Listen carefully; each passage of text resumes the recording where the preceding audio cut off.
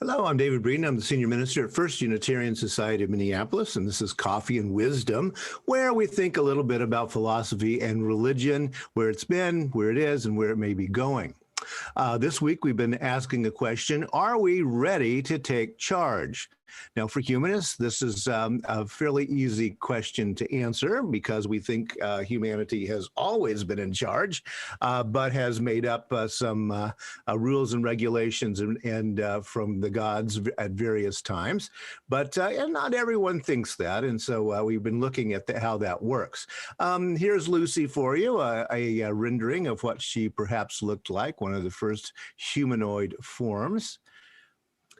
This is one of my favorite quotes, and I've shared it several times, but this is from Robert Ardrey. He was a playwright, but also as a science journalist and a trained anthropologist. And he said this: "But we were born of risen apes, not fallen angels.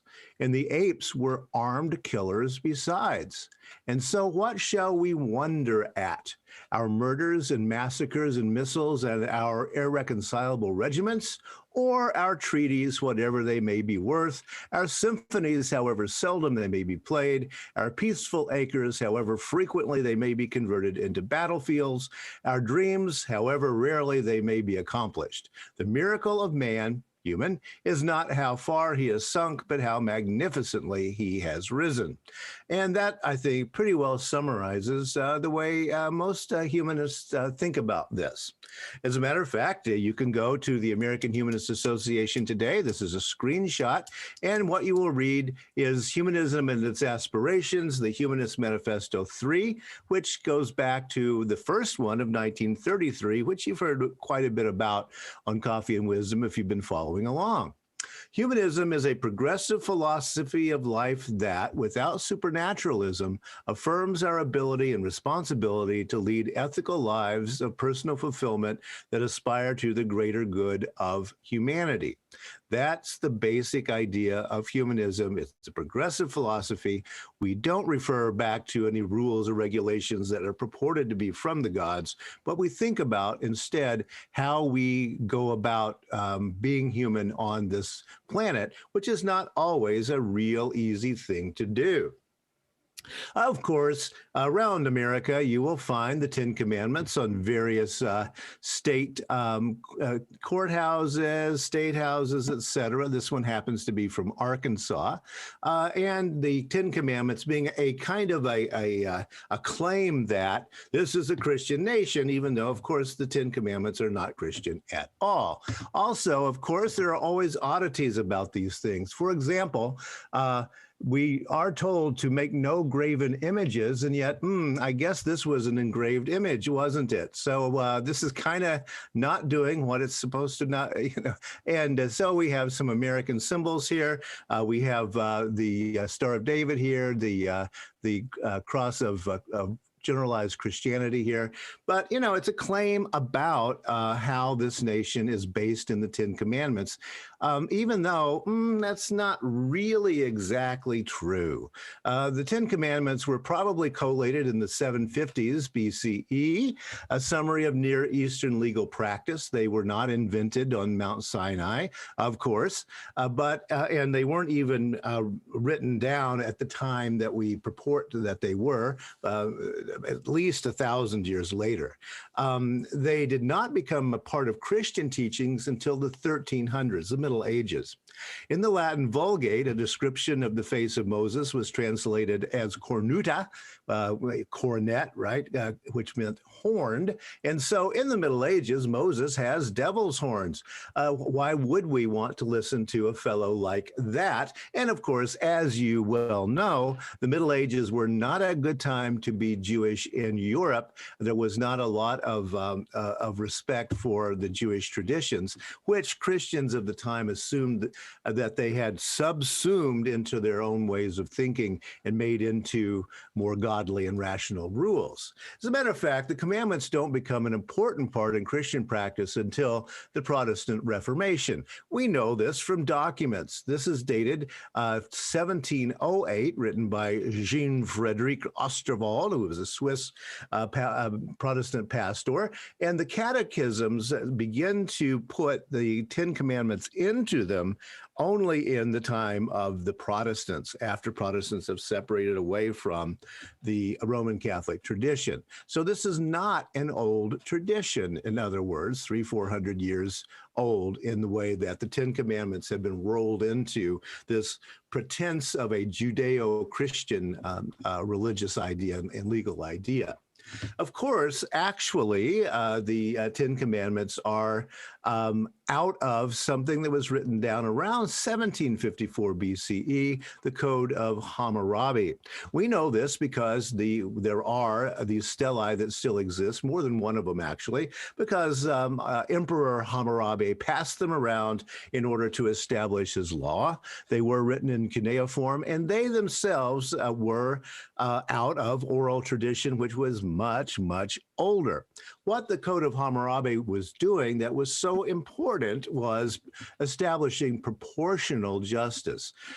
Proportional justice meaning an eye for an eye instead of a head for an eye, and that kind of thing.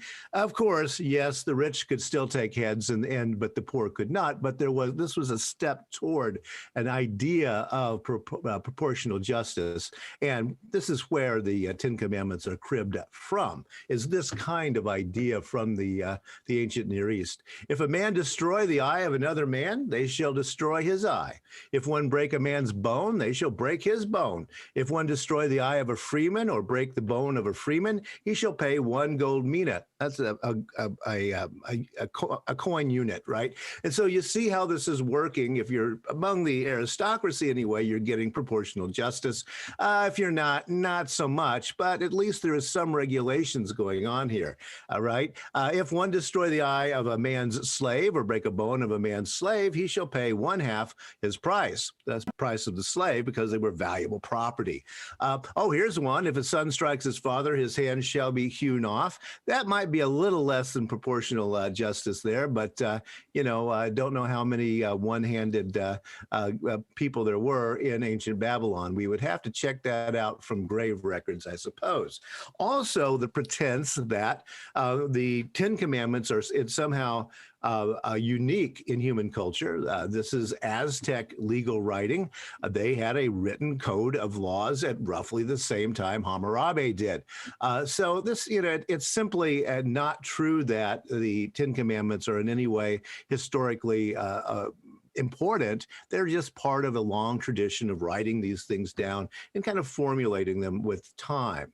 And how they go into religion, that's another story, isn't it? But of course, many ancient peoples did see religion and law as very much one and the same thing.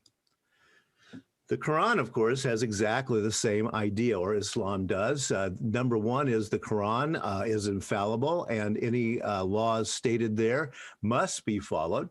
Also in the Islamic legal tradition, there is the Sunnah, that is the traditions that come out of, Muhammad said this, Muhammad did that, back in Muhammad's day, they did this and that, and that kind of thing. Then the Ijma, the consensus, and again, this is very much like English common law. That is the idea that we already have these good ideas that are built into our culture, and because a lot of people do believe them. And then qiyas, which is, and by analogy, which of course is one of the ways legal precedent has long been argued. So all cultures really develop these ideas. Those with written culture write them down. Those with non-written culture don't. And that's really the difference between them. And again, going back for a moment to this page, this document is part of an ongoing effort. It says to manifest in clear and positive terms the conceptual boundaries of humanism, not what we must believe, but a consensus, ding ding from Islam, of what we do believe. It is in this sense that we affirm the following, and then it begins to work through how we humans, post-Lucy, can rule ourselves and figure out some laws and regulations. Knowledge of the world is derived by observation, experimentation, and rational analysis. So, one of the things that has over and over been studied, and it's still a little bit squishy and difficult to do, but we do know some basics of a universal moral value system.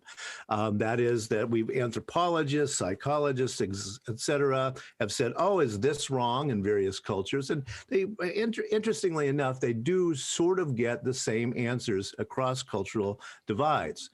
Some universals, taking a shot at it, help your family. That's a good thing to do. Help your group.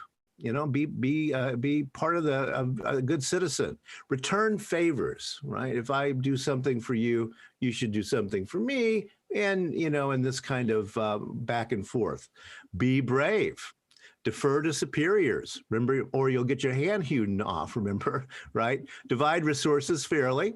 That's one that a lot of, unfortunately, social systems don't do very well. And respect others' property, which, of course, becomes a foundation stone for systems such as the United States Constitution. So, yeah, there appear to be universal moral laws. They have to go back previous to the Ten Commandments. It's simple as that, because again, the Ten Commandments are very late in human history. Even if we go with Hammurabi's dating and go to 2000 BCE, humanity has been around for about 50,000 years. And apparently we did okay. At least we didn't kill all of each other off as we went along. So that's what I wanted to talk about this week. Think a little bit about are we ready? And the answer is heck yes, because we always have done that. That's the humanist answer anyway. This Sunday, 10:30 a.m. Central Time, join us for Imagine, if you will. Our monthly theme for our assemblies is imagination. And one of our assistant ministers, Rev. Jim Fody, will be speaking on that subject this Sunday. And join us next week for Rethinking What We Need. After we think about how we govern ourselves, now let's start thinking about, can we reimagine the way that we have needs, respect needs, again, sharing property is one of the basic human values. How do we go and do that? Thanks for listening, and join us next week, and I'll see you Sunday morning at 10:30 a.m. Bye.